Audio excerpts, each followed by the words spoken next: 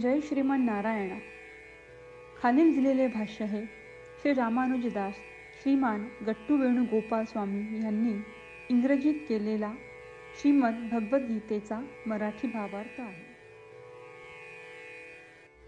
अध्याय 14 गुणत्रय विभाग योग श्लोक 18.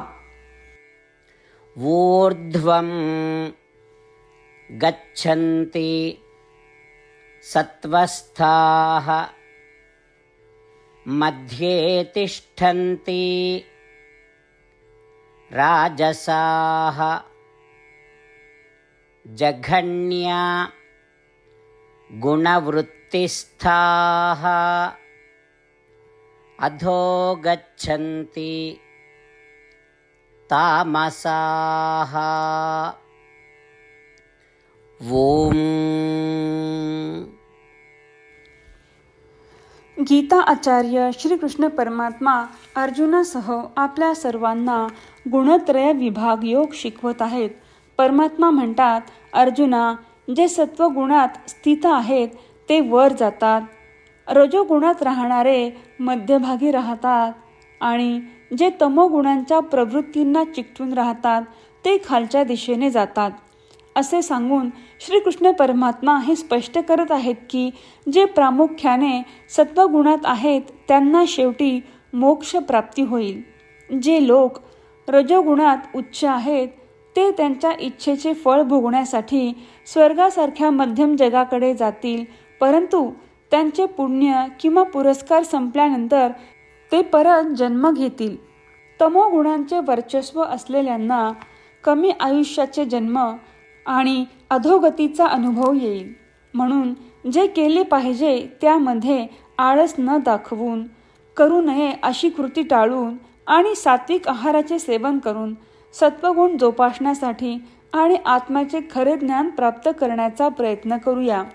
शिवाय रजोगुण आणि तमोगुणाचे दमन करताना सत्वगुण विकसित करण्यासाठी आणि या 3 गुणांनी बांधलेले राहू नये म्हणून आपण आपली सर्व क्रिया श्रीकृष्ण परमात्मा किंवा श्रीमन नारायण यांची सेवा म्हणून समर्पित करूया. श्रीमन नारायण यांच्या हातातील साधने म्हणून काम करूया.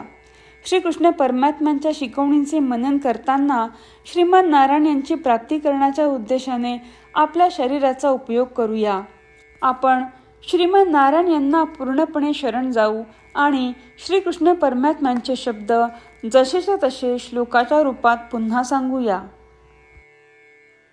ऊर्ध्वं गच्छन्ति सत्त्वस्थाः मध्ये तिष्ठन्ति राजसाः जघन्यगुणवृत्तिस्थाः अधो गच्छन्ति तामसाः.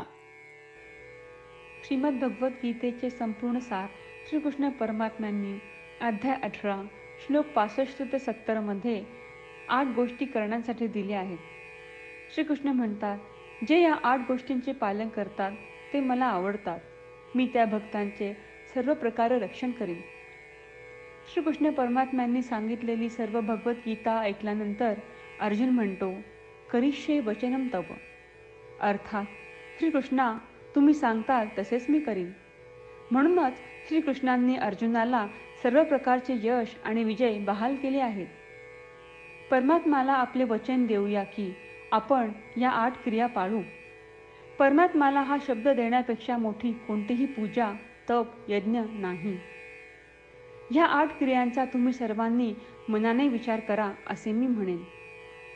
अशा प्रकारे आपण श्रीकृष्ण परमात्म्याला आपले वचन देत आहोत.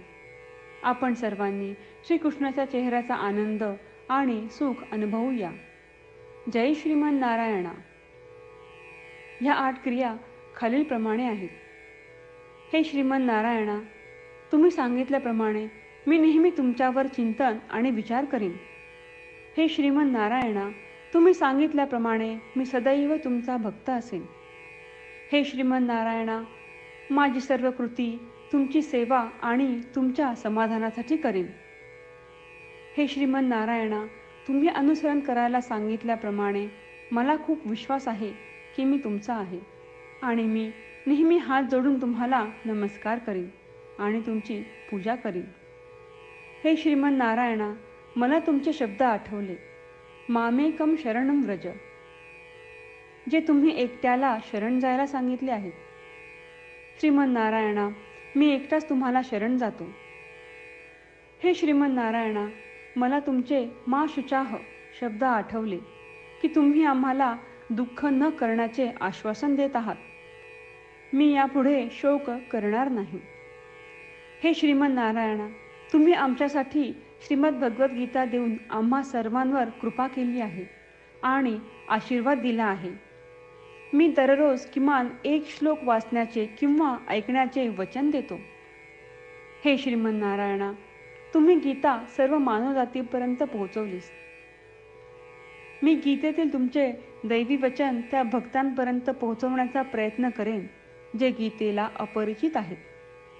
हे श्रीमन्नारायणा, तुम्ही सांगताल तसेच मी करेन. तुमच्या इच्छेप्रमाणे वागेन आणि तुमच्यासाठीच काम करीन. श्रीमन्नारायणाला आपण वचन देऊयात की दररोज त्यांनी सांगितल्याप्रमाणे आपण आचरण करू. हीच एक महान पूजा आहे.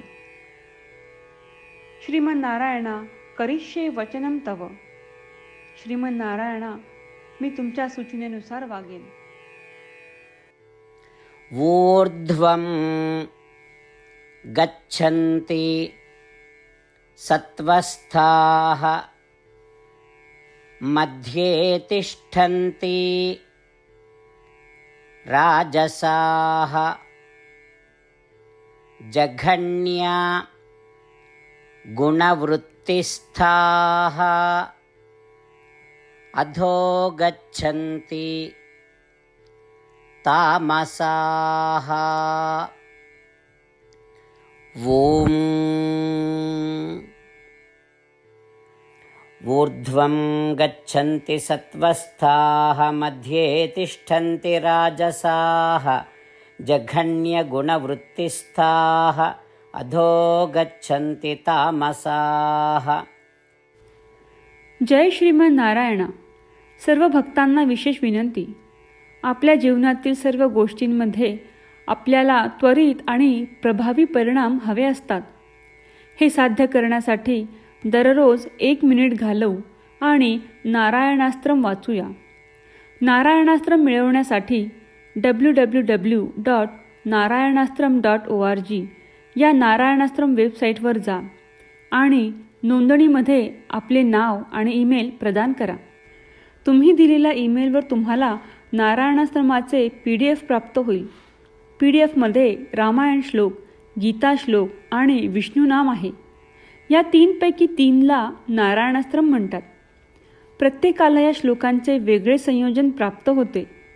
जेव्हा प्रत्येकजण 24,000 भक्तांसह दररोज त्यांचे नारायणास्त्रम वाचतो किंवा ऐकतो, तेव्हा संपूर्ण रामायण पारायणाची 1 फेरी, श्रीमद भगवद्गीता पारायणाच्या 33 फेऱ्या, 24 श्री विष्णू सहस्त्रनामांचे फेरे पूर्ण होतात.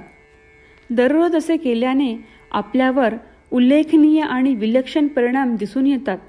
म्हणूनच तुम्ही आणि तुमच्या कुटुंबातील सदस्यांनी ताबडतोब या वेबसाईटवर जाऊन तुमचे नारायणास्त्र मिळवा.